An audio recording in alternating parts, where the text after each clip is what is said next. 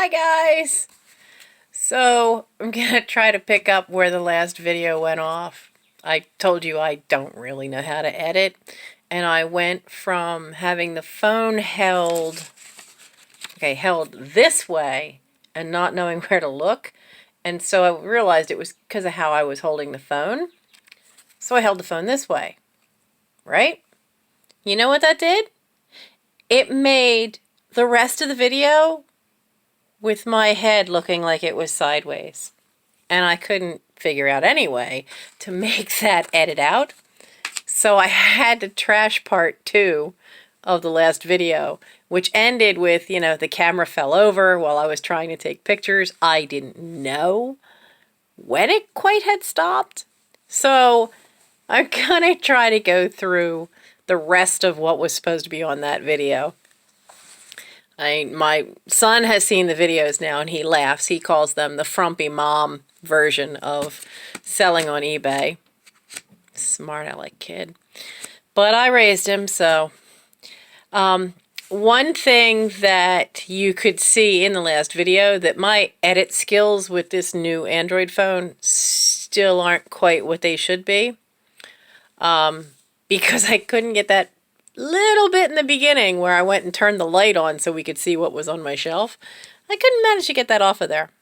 One thing I just discovered, though, is that if you go to YouTube, if you put videos up, there's a channel dashboard, and you can go to videos, and you can edit them there after you've already uploaded them.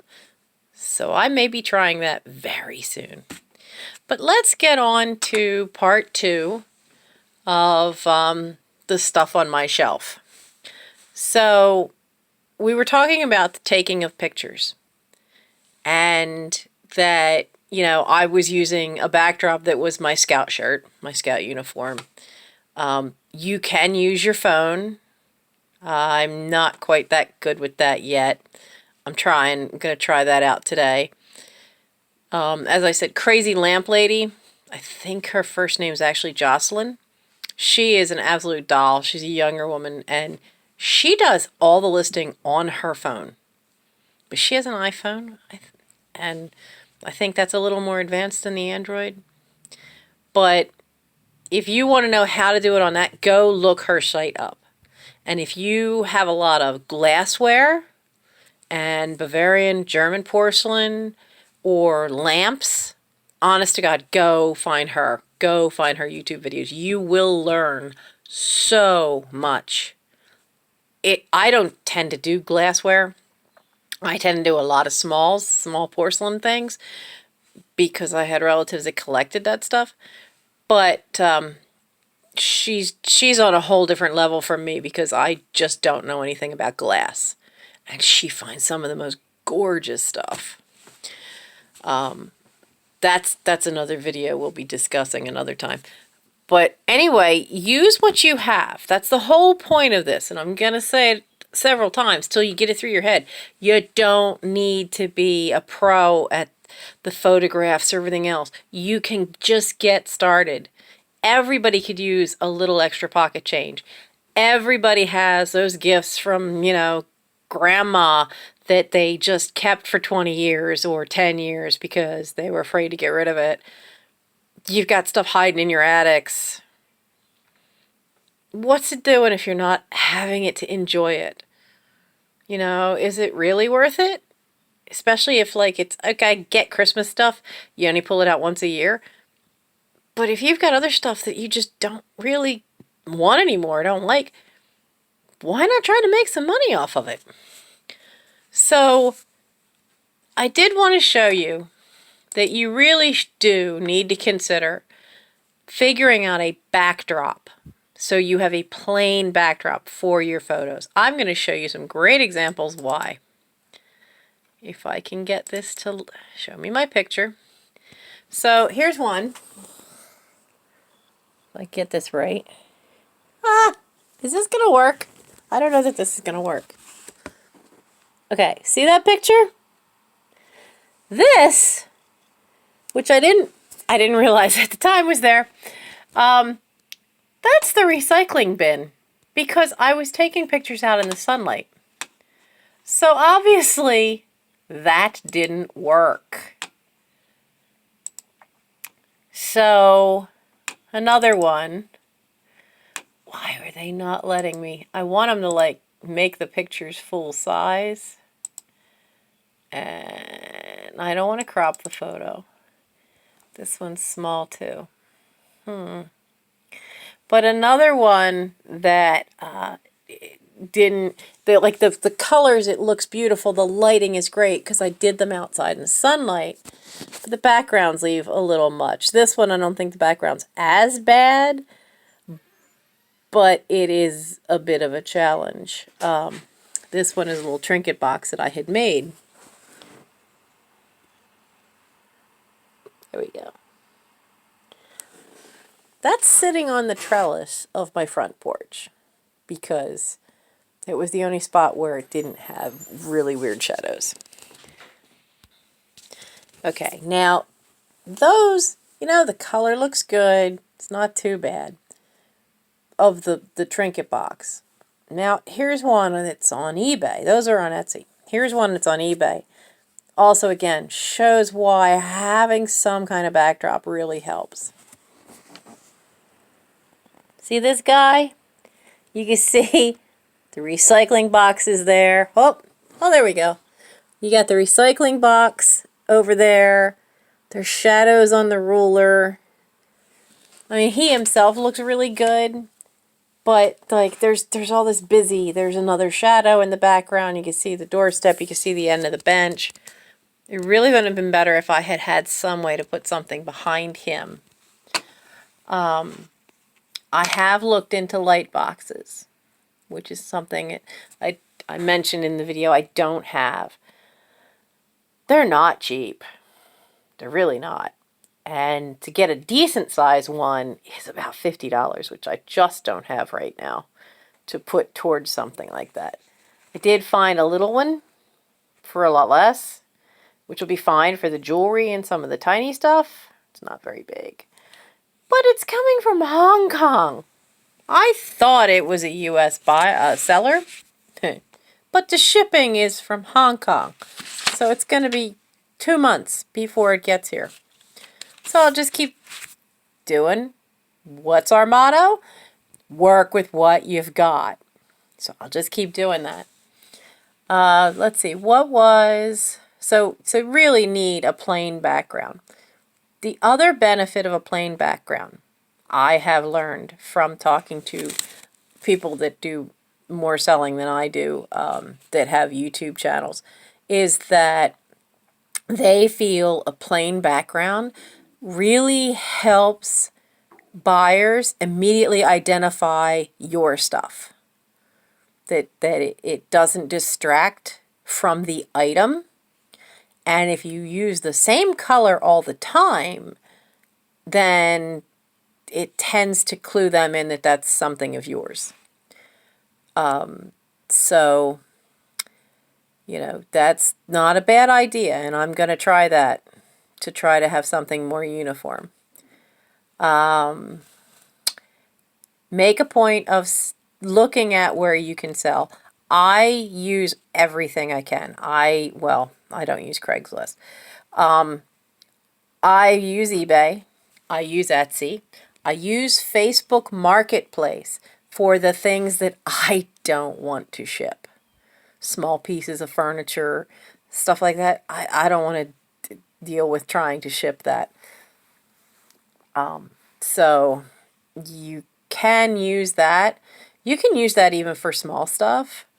But I've just found it more useful for me for some of the bigger stuff, or for things that that I don't feel are worth putting on eBay.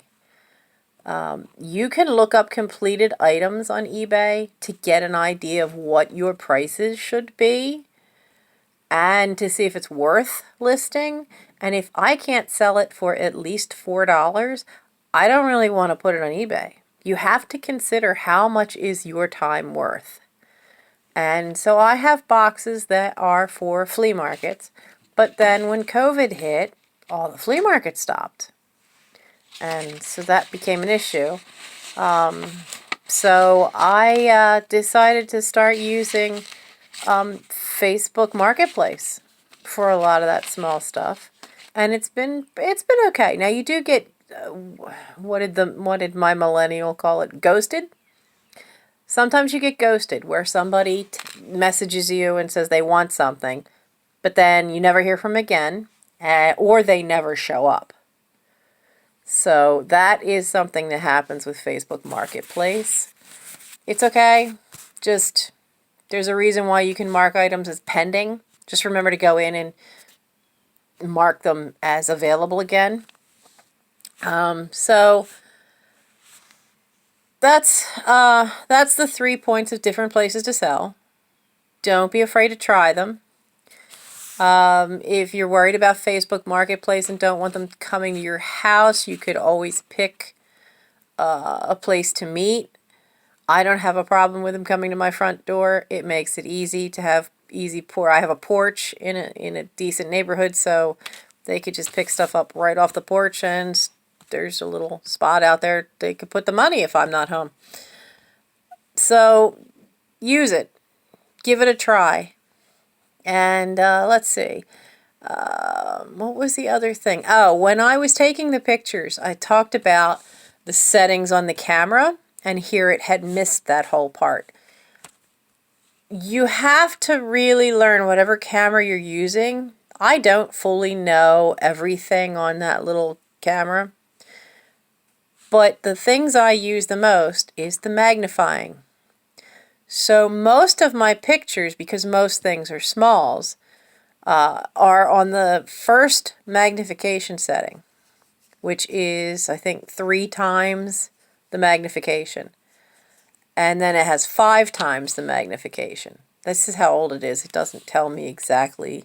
I think modern ones can do way further than that, modern cameras. But that thing is, I think, easily a 20-year-old camera. They've changed a lot since then. But the magnification helps you get a good crisp close-up and compensates for having the brighter light, the desk lamp light.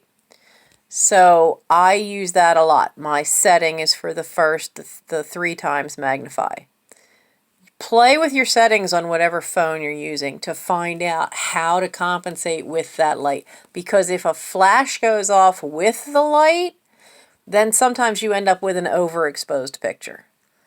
Glare on some of my stuff is also a big challenge, and sometimes I have to tilt, like you saw with one of the little baseball playing nuns, I had to tilt it a little bit to adjust for the glare.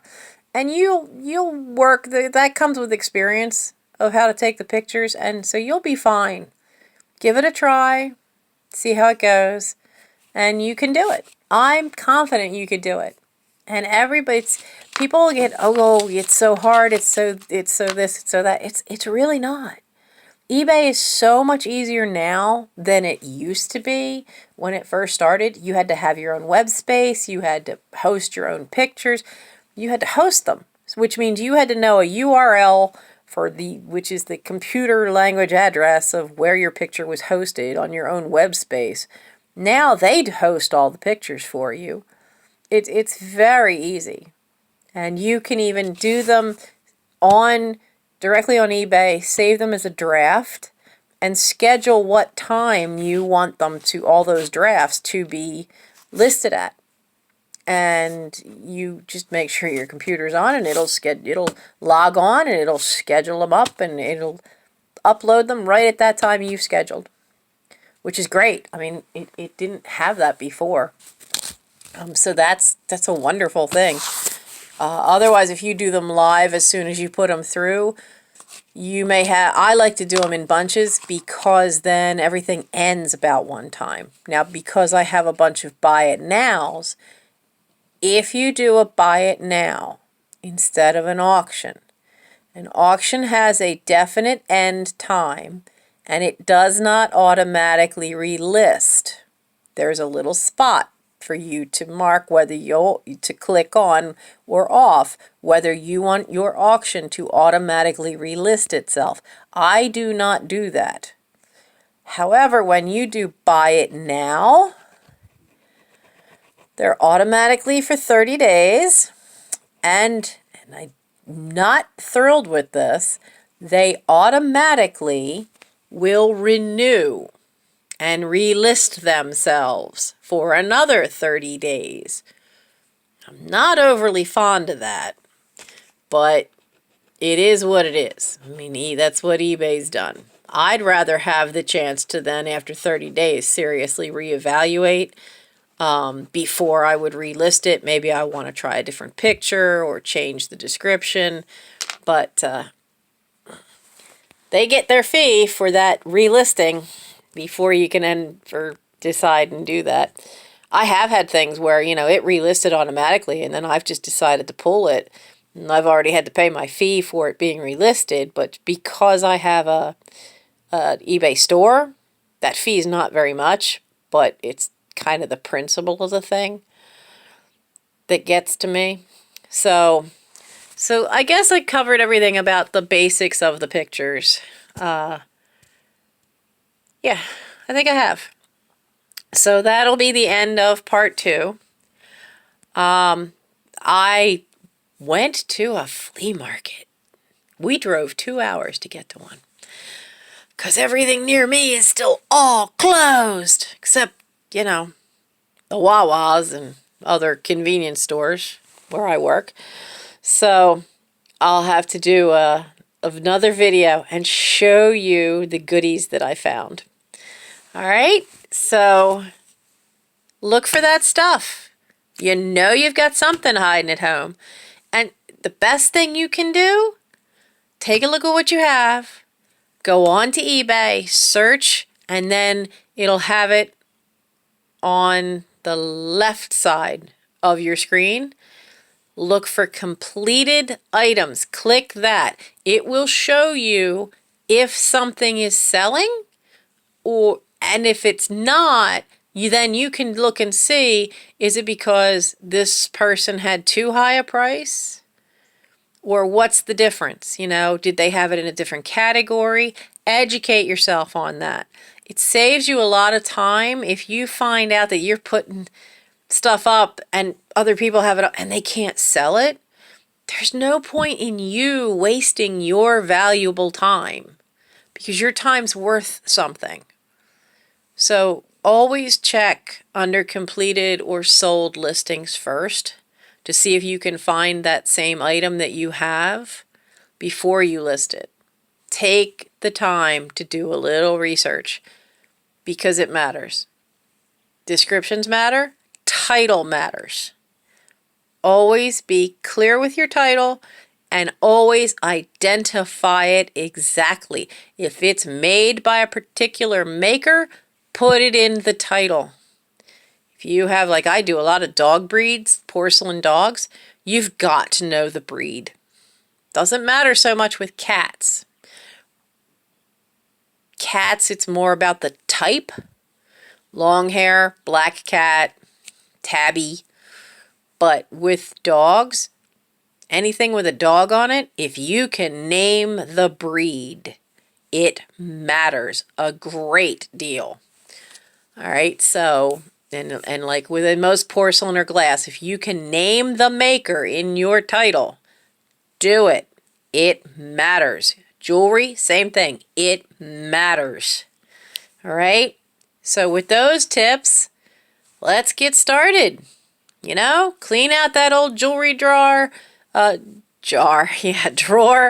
Clean out, something in the attic. You'd be surprised. You'd be so surprised at what can sell. I once sold a bar of soap. I kid you not. $26 for a bar of soap that was from the 40s. All right. You guys have a good day.